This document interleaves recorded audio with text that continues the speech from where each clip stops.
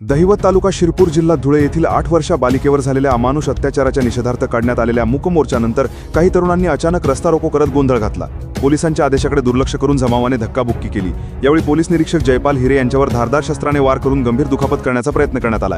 या घटनेनंतर शिरपूर शहर पोलीस ठाण्यात गुन्हा दाखल करण्यात आला असून एकूण 9 आरोपींपैकी 8 जणांना अटक करण्यात आली आहे। त्यापैकी 7 आरोपींना न्यायालयाने 25 ऑगस्टपर्यंत पोलीस कोठडी सुनावली आहे। दिनांक 18 ऑगस्ट रोजी दहिवत प्रकरणी आरोपीला फाशीची शिक्षा व्हावी या मागणीसाठी धुळे जिल्ह्यातील विविध संघटनांनी शिरपूर शहरात मूकमोर्चाचे आयोजन केले होते। अंदाजे 2500 ते 3000 नागरिक या मोर्चात सहभागी झाले होते। अधिकाऱ्यांना निवेदन दिल्यानंतर शांततेत मोर्चा विसर्जित करण्यात आला। मात्र त्यानंतर काही तरुणांनी गुजराती कॉम्प्लेक्स येथे अचानक रस्ता रोको करत वाहनांना अडवले व आघामक घोषणाबाजी केली।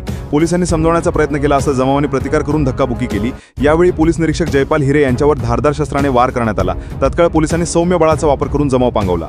या सर्व प्रकारात अनिल सीताराम पावरा, सागर जहागीरदार पावरा दोन्ही राहणार दहिवत, दिनेश रमेश पावरा राहणार बोराडी, सुनील लोटन सोनोने राहणार दहिवत, राहुल संजय भिल, कुणाल सुभाष भिल दोन्ही राहणार सोनगीर, जतन सतीश भिल राहणार हाडाखेड यांना अटक करण्यात आली आहे। उर्वरित आरोपींचा शोध सुरू असून लवकरच त्यांना अटक करण्यात येणार असल्याचे पोलिसांनी सांगितले। या गंभीर प्रकरणाचा पुढील तपास पोलीस निरीक्षक किशोर कुमार परदेशी करीत आहेत।